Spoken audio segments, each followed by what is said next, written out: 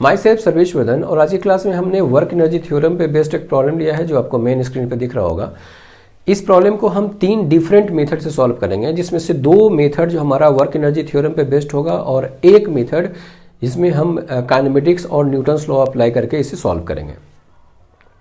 ये तीनों मेथड अपने अपने जगह पर इम्पॉर्टेंट है और टोटली इंडिपेंडेंट है। तो हम बारी बारी से ये तीनों मेथड से हम इस प्रॉब्लम को सॉल्व करेंगे। पहले हम देख लेते हैं कि ये प्रॉब्लम है क्या। इसमें कहा गया है कि 2 स्मॉल स्फीयर है जिसका मास स्मॉल m है, स्मूथ हॉरिजॉन्टल टेबल पे रखा हुआ है और ये दोनों स्फीयर मासलेस स्ट्रिंग से कनेक्टेड है, ठीक है, जिसका लेंथ 12 है। एक कांस्टेंट फोर्स F इस स्ट्रिंग के मिडिल पोजीशन पे इस स्ट्रिंग के परपेंडिकुलर डायरेक्शन में कंटिन्यूअसली एक्ट कर रहा है। तो क्या होगा, ये जब आगे बढ़ेंगे तो ये स्ट्रिंग इस तरह का शेप लेगा और आगे बढ़ते जाएगा। कुछ समय के बाद ये दोनों कोलाइड करेगा। क्वेश्चन में कहा गया है कि इन दोनों स्फीयर के बीच में जो कोलिजन होता है वो परफेक्टली इनइलास्टिक कोलिजन होता है। परफेक्टली इनइलास्टिक कोलिजन का मतलब ये दोनों आपस में चिपक जाएगा और साथ साथ मूव करेगा। क्वेश्चन राइज किया जा रहा है कि ड्यूरिंग कोलिजन पूरे सिस्टम की काइनेटिक एनर्जी में कितना लॉस हुआ है। अब हम सबसे पहले हम देख लेते हैं कि इस पूरे सिस्टम पे फोर्स लगाने से क्या होगा। कि जब हम इस पूरे सिस्टम पे जब ये कांस्टेंट फोर्स अप्लाई करेंगे तो कुछ समय के बाद ये स्ट्रिंग ये थीटा एंगल पे इंक्लाइंड हो जाएगा और साथ ही साथ इस दोनों स्फीयर का एक्स डायरेक्शन में वेलोसिटी सेम होगा, तो क्योंकि दोनों आइडेंटिकल है। तो ये मान लेते हैं इसकी वेलोसिटी वी एक्स प्राइम, इसकी वेलोसिटी वी एक्स प्राइम होगा और वर्टिकल इसका डाउनवर्ड डायरेक्शन में और इसका अपवर्ड डायरेक्शन में दोनों का स्पीड जो होगा वो सेम होगा। तो हम ये मान लेते हैं वी वाई प्राइम और ये भी इसका स्पीड भी वी वाई प्राइम है। और कुछ समय के बाद ये क्या होगा, ये दोनों स्टिक करके मूव करेगा। तो हम अभी जो हमने फिगर बनाया है वो कोलिजन से जस्ट पहले बनाया है। तो कोलिजन से जस्ट पहले इसकी स्पीड डाउनवर्ड डायरेक्शन में वी वाई और इसका स्पीड अपवर्ड डायरेक्शन में वी वाई माना है, ठीक है। और ये दोनों स्फीयर का हॉरिजॉन्टल डायरेक्शन में मतलब एक्स डायरेक्शन में ये दोनों स्फीयर एक्स डायरेक्शन में वी एक्स स्पीड से मूव कर रहा है। अब आप देखिए ध्यान से, जब ये दोनों स्फीयर के बीच में कोलिजन होगा ये वी वाई गायब हो जाएगा,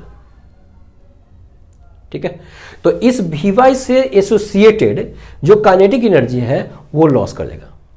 मतलब टोटल काइनेटिक एनर्जी लॉस जो होगा, total kinetic energy lost in perfectly inelastic collision, perfectly inelastic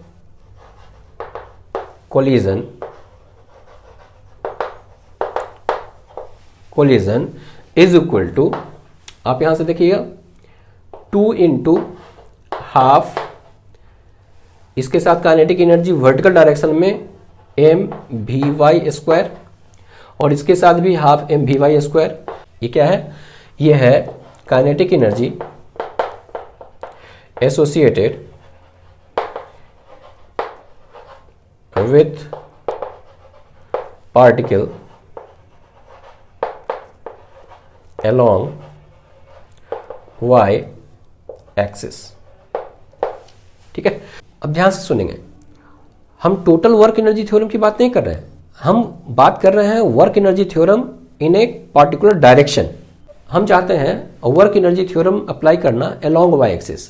तो हम इसको कैसे अप्लाई कर सकते हैं इसको समझने की कोशिश करते हैं।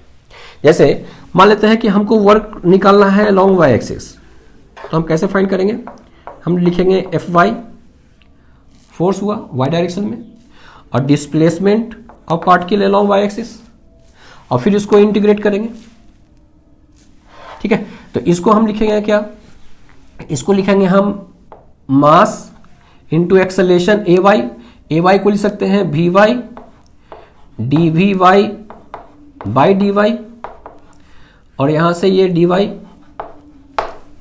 कट जाएगा तो आएगा हमारा integration m we y d v y.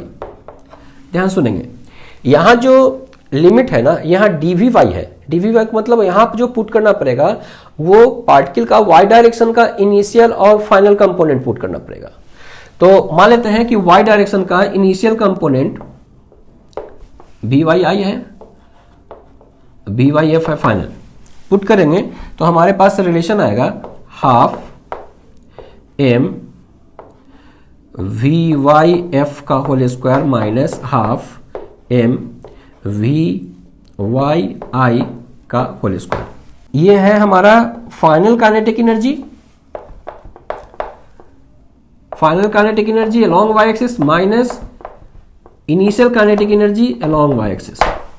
ध्यान सुनेंगे, अगर आप वर्क एनर्जी थ्योरम किसी एक पार्टिकुलर डायरेक्शन में लगाना चाहते हैं तो आप इस तरह से लिख सकते हैं, work done along y axis is equal to integration fy dy a to b, मतलब पार्टिकल इनिशियली a से a पर है और फाइनली b पे है, is equal to kinetic energy along y axis at b minus kinetic energy along y axis at a। ठीक है, तो इस तरह से आप वर्क एनर्जी थ्योरम किसी एक पर्टिकुलर डायरेक्शन में अप्लाई कर सकते हैं। अब इसी बात को हम इस प्रॉब्लम में एक्सप्लेन कर रहे हैं।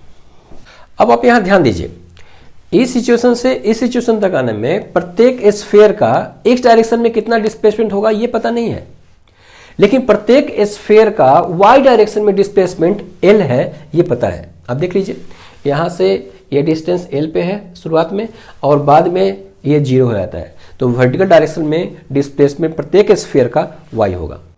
हमें जो फाइंड करना है वो हमें फाइंड करना है kinetic energy along y axis. Finally initial kinetic energy कितना है, तो इस ओर वेलोसिटी शुरुआत में जीरो है। ठीक है, तो इनिशियल काइनेटिक एनर्जी प्रत्येक स्फीयर का जीरो होगा इनिशियली और फाइनल काइनेटिक एनर्जी मुझे फाइंड करना है। हम वर्क एनर्जी थ्योरम अप्लाई कर रहे हैं अलोंग वाई एक्सिस, तो ध्यान से देखिएगा, work done along y axis is equal to f y d y. ठीक है, अब एफ वाई की वैल्यू कितनी होगी, तो ये एंगल थीटा है, ये 90 डिग्री माइनस थीटा हो जाएगा। तो टेंशन का डाउनवर्ड डायरेक्शन में इस ओर कंपोनेंट होगा T cos 90 degree minus theta, और हमको वाई डायरेक्शन में कंपोनेंट चाहिए तो माइनस लिखना पड़ेगा, तो minus T cos 90 degree minus theta.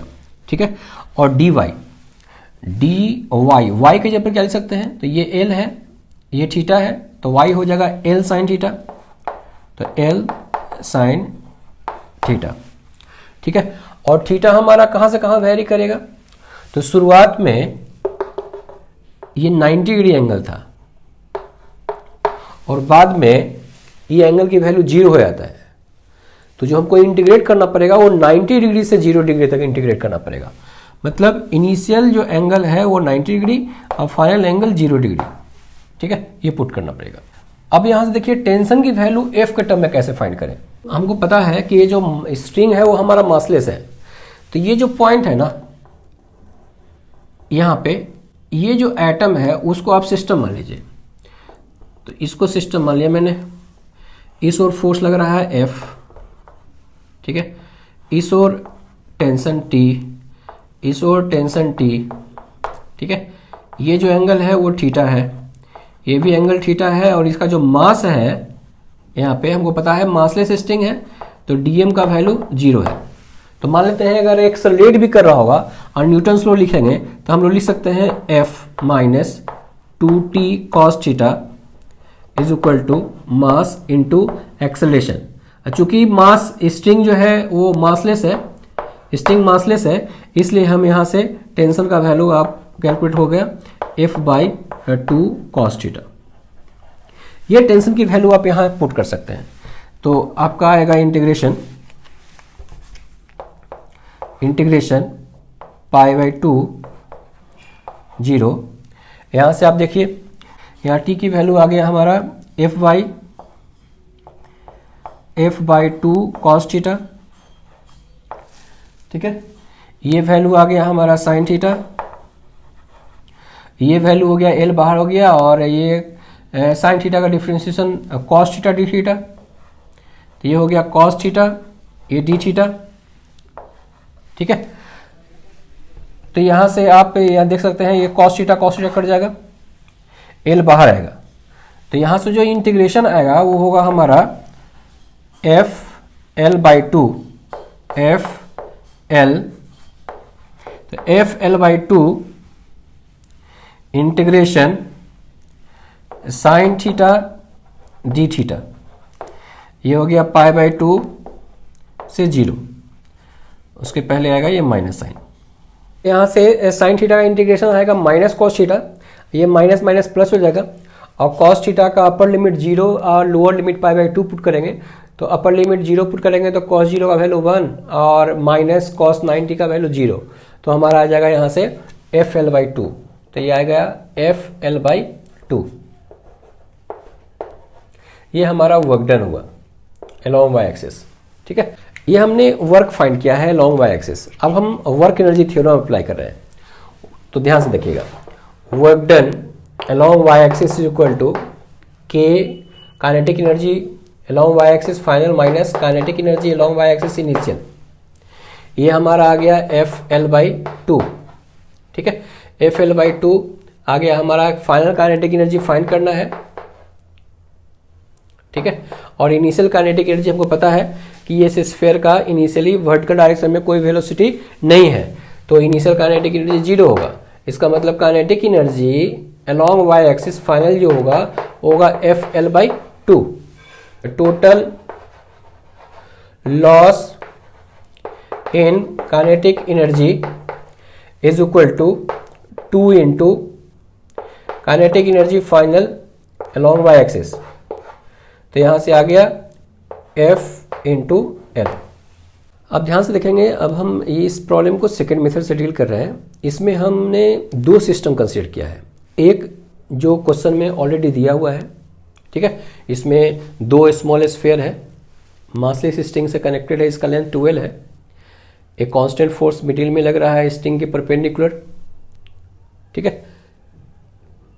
इसका वैल्यू F है। कुछ समय के बाद ये इसका इंटरमीडिएट स्टेट है, और ये कोलिजन से जस्ट पहले का केस है। एक केस लिया है जिसमें ये दोनों स्फीयर का मास mm है, ये स्ट्रिंग की लंबाई l है, इस पॉइंट पर सेम फोर्स F लग रहा है। अब इस दोनों सिचुएशन को बारी बारी से देखिए। इस सिस्टम के लिए सेंटर ऑफ मास कहाँ पे है? यहाँ पे। इस सिस्टम के लिए सेंटर ऑफ मास का वैल्यू यहाँ पे, ठीक है। इसका सेंटर ऑफ मास का एक्सेलरेशन आप देखिए ध्यान से, F/2m है, टोटल मास mm है, तो 2m मास हो गया, तो सेंटर ऑफ मास का एक्सेलरेशन हो जाएगा F/2m।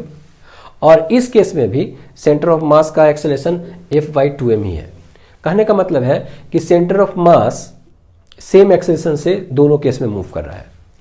शुरुआत में वेलोसिटी आप देख लीजिए, हॉरिजॉन्टल डायरेक्शन में 0 है, इसका भी 0 है, तो हॉरिजॉन्टल डायरेक्शन में दोनों केस में सेंटर ऑफ मास की वेलोसिटी 0 है, एक्सेलरेशन सेम है। इसका मतलब centre of mass equal time में इक्वल डिस्टेंस ट्रेवल करेगा। अब ध्यान से देखेंगे, इस सिचुएशन में मान लेते हैं कि centre of mass d distance travel करने के बाद यहां पे पहुंचा है, ठीक है। तो सेम समय में इसका भी सेंटर ऑफ मास उतना ही डिस्टेंस ट्रेवल करेगा, तो यहां पहुंचेगा। अब ध्यान से सुनेंगे, ये दोनों सिचुएशन में कोई भी स्फीयर के लिए अगर बात करें, जैसे अब हम चारों स्फीयर की बात करें, 1 2 3 4, चारों स्फीयर के लिए अगर हम डिस्प्लेसमेंट देखें तो इसके लिए भी d है, इसके लिए भी d है हॉरिजॉन्टल डायरेक्शन में, इसके लिए भी d है और इसके लिए भी d है। अब आप इसका पॉइंट ऑफ एप्लीकेशन देखिए फोर्स का।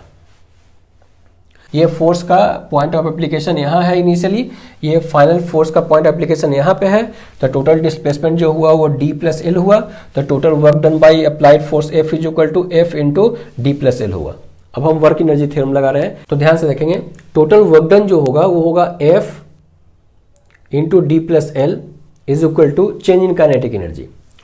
अब इसमें दो स्फीयर है, तो एक स्फीयर में जो चेंज इन काइनेटिक एनर्जी होगा हाफ m, इसका स्पीड होगा √vx² vy² का होल स्क्वायर करेंगे तो आएगा इतना, ठीक है। ये फाइनल काइनेटिक एनर्जी होगा। इनिशियली स्फीयर का काइनेटिक एनर्जी 0 है, तो 0 हो गया, ठीक है, और ऐसा ऐसा 2 स्फीयर है इसलिए 2 से मल्टीप्लाई कर दिया, मतलब work done by applied force इस केस में इतना होगा। तो इस केस में कितना होगा, तो work done by applied force in a case B is equal to, अब आप ध्यान से देखेंगे, इस केस में इनिशियल पॉइंट ऑफ एप्लीकेशन यहां है, अब फाइनल पॉइंट ऑफ एप्लीकेशन यहां पे है, ठीक है। तो ये डिस्टेंस फाइंड करने के लिए हम लोग क्या करते हैं, ये टोटल डिस्टेंस में से ये डिस्टेंस घटा देते हैं। तो ये टोटल डिस्टेंस हमारा d प्लस एल है, उसमें से l घटाएंगे तो इसका पॉइंट ऑफ एप्लीकेशन का जो डिस्प्लेसमेंट होगा वो d होगा। तो work done by applied force in a case b is equal to F D. अब हम वर्क एनर्जी थ्योरम लगा रहे हैं, तो F T is equal to change in kinetic energy 2 into एक स्फीयर के लिए half M V X square, half M V X square. ये इक्वेशन नंबर 1 हुआ, ये इक्वेशन नंबर 2 हुआ, ठीक है। अब हम इक्वेशन 1 में से 2 को सेपरेट कर दीजिए। इक्वेशन 1 में से 2 को जब हम सेपरेट करेंगे तो ध्यान से देखिएगा, यहां एफ टी ये कट जाएगा तो एफ एल आएगा, तो यहां से आएगा F L, F L is equal to, इसमें से इसको सेपरेट करेंगे तो ये फर्स्ट टर्म कट जाएगा, सेकंड टर्म आएगा 2 into half M we Y square, ठीक है। तो यहां से क्लियर आ गया कि ये जो इसकी वैल्यू आया वो आया एफ एल, और हमारे पास है कितना, तो loss in kinetic energy is equal to 2 into this, और इसकी वैल्यू आया कितना है हमारा, तो इसकी वैल्यू आया एफ एल, इसका मतलब total loss in kinetic energy की वैल्यू एफ एल होगा, ठीक है। ये आंसर आ गया। ध्यान सुनेंगे, ये दोनों मेथड, दोनों में अंतर क्या है। जो फर्स्ट मेथड था वो वर्क एनर्जी थ्योरम हमने अप्लाई किया था किसी एक पार्टिकुलर डायरेक्शन में, अब मेथड 2 में हमने total work done is equal to change in kinetic energy apply किया है, ठीक है।